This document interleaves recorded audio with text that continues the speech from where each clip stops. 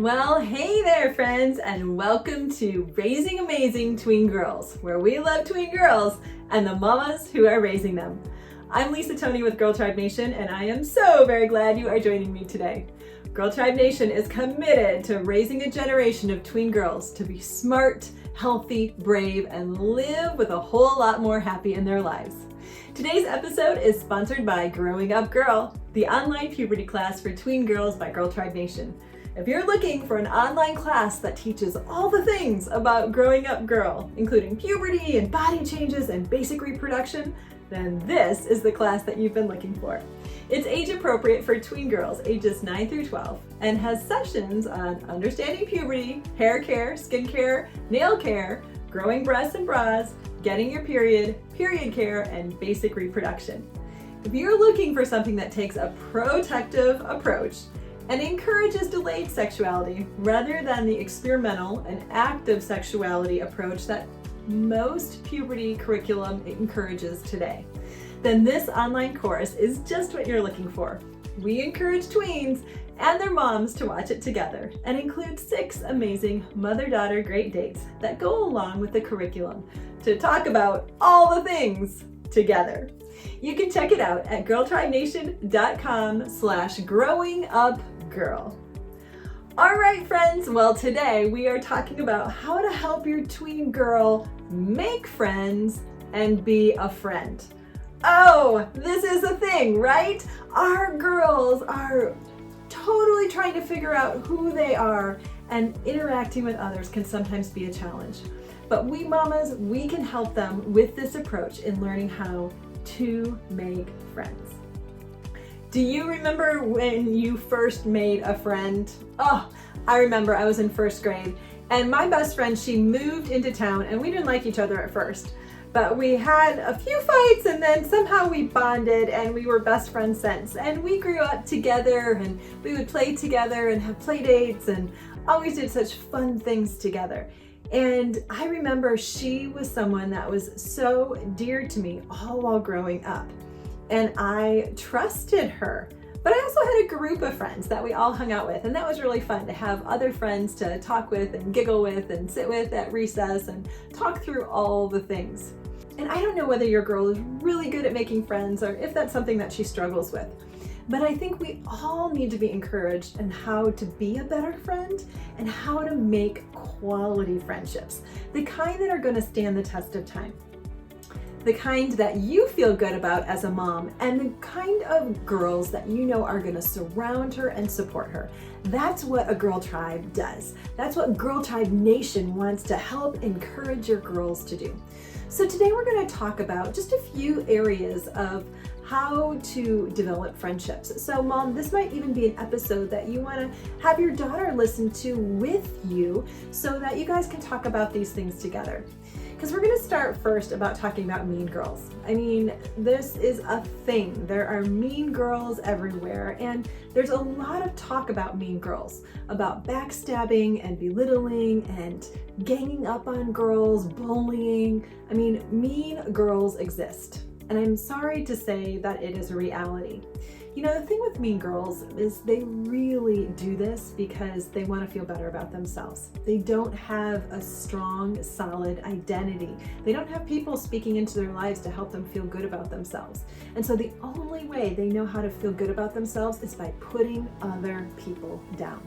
And so that's why they become mean, and that's why they say things that are hurtful, because they think if they cause other people pain, their pain won't feel as great. They think that it will lift themselves up to see other people hurting when they're the ones really hurting inside. So we want to raise girls, you girls who are listening, we want to be girls who aren't mean girls. We want to have a girl tribe that is a nation of a sisterhood. Girls who are in this together, supporting each other, caring for each other, lifting each other up, encouraging each other. Doesn't that sound great?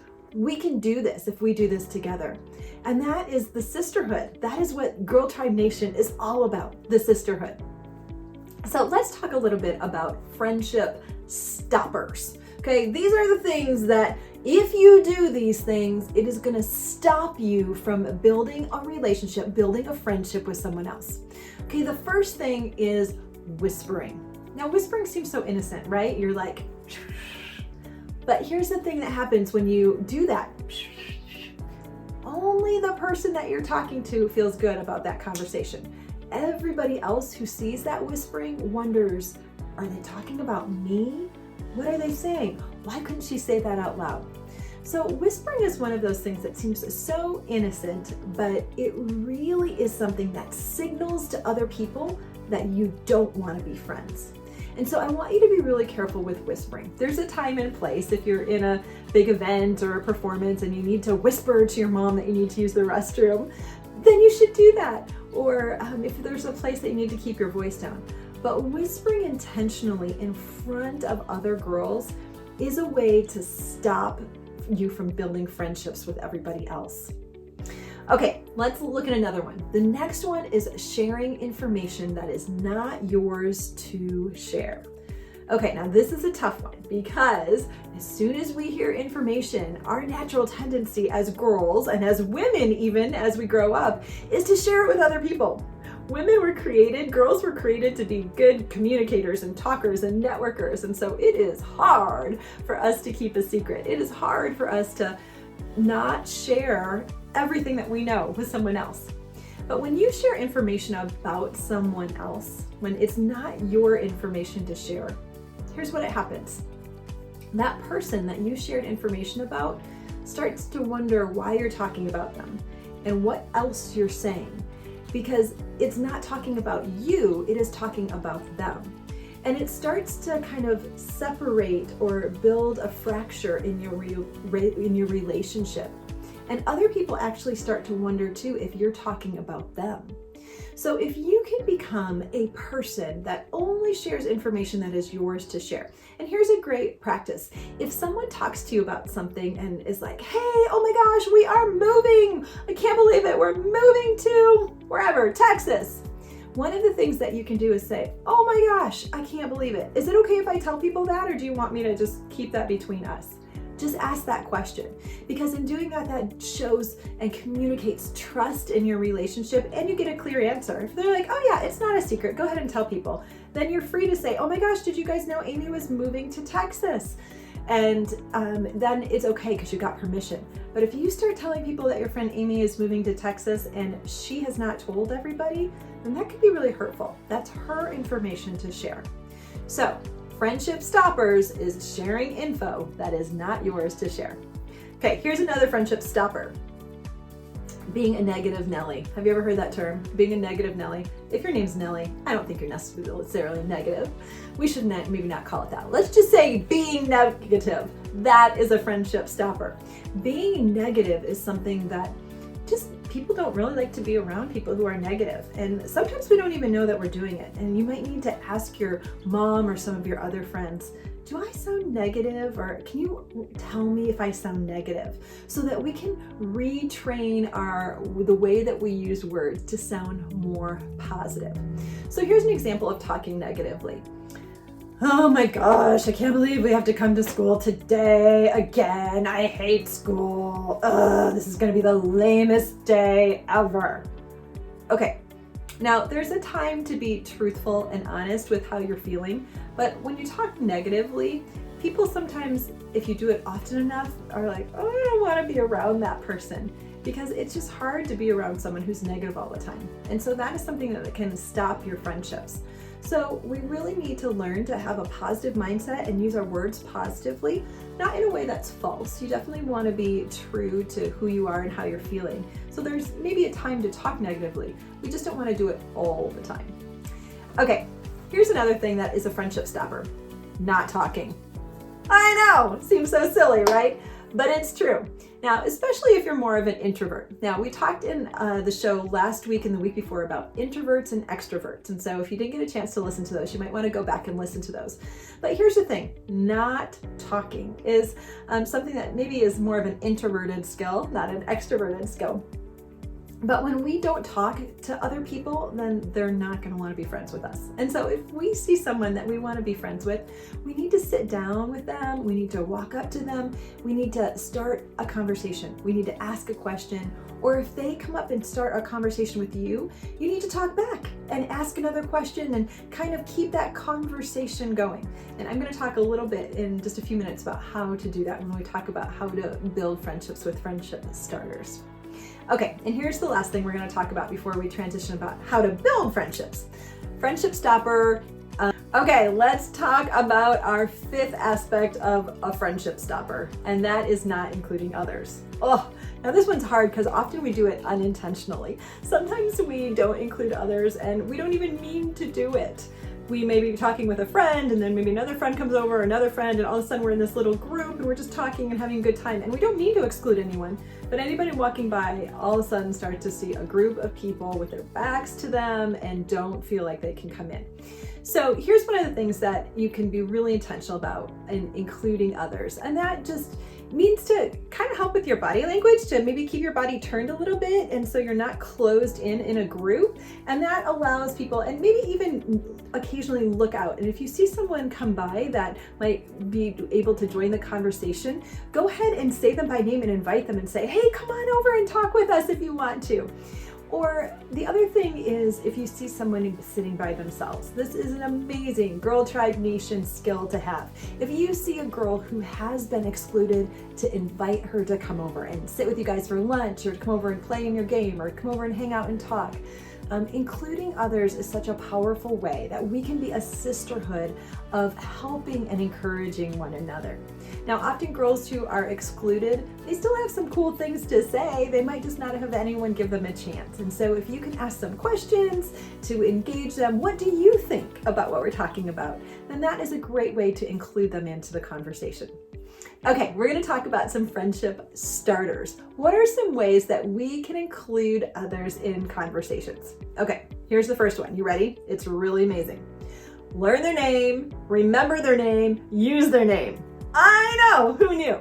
But saying someone's name is so powerful. It really helps people feel known. I mean, your name is one of your primary sense of your identity. That is who you are. That is who people call you. That is who people know you to be. And so when you use their name, it can be an awesome way to start a friendship and for people to feel like they are known and remembered. Okay, here's the next thing I want to talk to you about in terms of being a friendship starter. And this is called the conversation ball. And this can be really helpful if you even have maybe a grown-up or an adult talk to you and you don't know what to say, or someone you don't know well, or you're just not sure how to start a friendship. You can think of having a ball. That's just an imaginary ball, but I call it the conversation ball. And what this does is it's something like a game that you toss back and forth if you were playing with maybe your little brother or little sister and you toss the ball back and forth. Conversations are like that. And so when someone tosses you the conversation ball, you want to catch it and receive what they say. But if you don't answer them back, then it's like you drop the ball and the game is over. So if you want to keep the friendship game going, you've got to pass the conversation ball back to them. And here's how you do this. You ask them a question or you respond with a comment that they can respond back to. So if someone was to ask me, hey, Lisa, how was your day? I can say, fine, and I caught the ball. And if that's all I do, then I drop the ball. I don't give them anything to hold on to ask another question. But if I say, my day is fine, it's going pretty good. I had a great time swimming today. Do you guys like to swim? I throw the ball back and give them an opportunity to talk about swimming. And they might say something like, yes, I love to swim. Where do you guys like to swim? And you talk back and forth about your favorite beaches or swimming pools or where you like to go to swim. Or they might say, no, I don't really like to swim, which they have the chance then to drop the ball and end the conversation. Or they can pass the ball back and say, but I do like to ride my bike, and throw the ball back. And then you can pick up on that. So a conversation kind of goes back and forth. And so sometimes it might be hard in your brain to think about different conversations that you can have, but if you can think of a question or a comment to keep that conversation going like back and forth with a ball, then that is a wonderful friendship starter. Okay, here's another conversation starter that is great. It is finding something that you have in common with that person. And sometimes it takes using the conversation ball to get this going. You have to keep asking questions or talking until you find you have something in common. And once you find that thing, it is so fun. So maybe you're talking and all of a sudden you talk about how you spent your afternoon drawing, and your friend says, oh my gosh, I spent my afternoon drawing too. And all of a sudden you have drawing in common. So you can talk about what you like to draw, and if you use different books, or if you use colored pencils or markers or crayons, how you like to draw. I mean, those are conversation starters that are gonna bond you together because it's something you have in common. So this is going to be a really cool way to start building a friendship with someone, talking about what you have in common. Now, here's the next one, number 4 on our friendship starter list, and that is to find the positive. People like to be around positive people, and they make sure that they seek you out to be a friend. Now, we talked about friendship stoppers, and one of those was talking negatively or criticizing people or criticizing things. But on the opposite side of that is finding the positive. If you can do that, you are going to be someone that people want to be friends with. Now, let me give you an example. One of my friends is moving away. I'm super sad about it, but I know that's where she needs to go with her family, and so I'm trying to be supportive and positive. Well, she's having a going away party that one of my other friends is helping her put together, and it's this Friday. I can't go. I have actually a different party that I planned that I'm responsible for. I'm the host, and they're at the same time. So I sent a video message to my friend. I'm like, I am so sorry I can't be there. I would love to be there to say goodbye, and I'm gonna try and sneak away and go, but it's really hard for me because I'm hosting the other party. And she video messaged me back, and she's like, I love how you said you were gonna try and come, but you don't know if you can because you're the host at the other party. That's hilarious. She was so positive in her response to me and talking about that. And that just endears her to me so much because she's always so good about finding the positive. Even though I said, no, I can't come, she found a way to be positive. And I love that you were trying to be able to come. So finding a way to be positive is such a great attribute in building friendships because people want to be around you. Okay, here's the last thing we're going to talk about in our friendship starters. This is number 5, and that is remembering something about when you saw them last. Okay, so for example, we were talking about the conversation of finding something that you have in common. So maybe you have drawing in common with your friends, or maybe it's playing soccer, or maybe it's riding your bike, whatever it is. And the next time you see that friend, you want to bring that thing up and ask them about it. So you'd say, hey, Samantha, how is your drawings going? Tell me about what you're drawing. Or you're gonna say, hey, Lacey, tell me about riding your bike. Where have you been riding? Have you found any great paths that you've been riding lately? Or if you're connecting with her over soccer, oh my gosh, how's soccer practice going? Is it crazy hot? Is it too cold? How's it going? When's your next big game? Who are you playing? And when you bring up those things that you remember that you were talking about, that really builds friendship because you feel known, you feel loved, you feel appreciated, and that starts to build a friendship connection between people. So those are your friendship starters that you want to remember. Use their name, use the conversation ball. In fact, I put together a great girltribenation.com/conversation ball outline for you. So if you go to girltribenation.com/conversation ball, I will show you exactly how to do the conversation ball. You can download it and use it anytime you need to. Okay, so find their name, use the conversation ball, find something that you have in common, find the positive in the conversation, and then remember something about them when you saw them last. Those are 5 great ways to build friendships and connect with people. And friendships are so important. These are what help you feel bonded to other people. These are your people that help pick you up, that encourage you and support you. Now, some of us like to have lots of friends, and some of us only want to have a few friends, and either one's fine. But it is important to pick good friends, and it's important to be a good friend. So, Girltribe Nation, I hope that you will try these things to avoid those friendship stoppers and start the friendship starters. I've got one last tip for you when you see someone and you want to become friends. Smile. A smile is always a great way to start. Okay friends, here's to raising smart, brave, healthy girls with a whole lot more happy in their lives. I'm cheering you on as you raise amazing tween daughters, as you help them learn how to make really good, solid, awesome friends.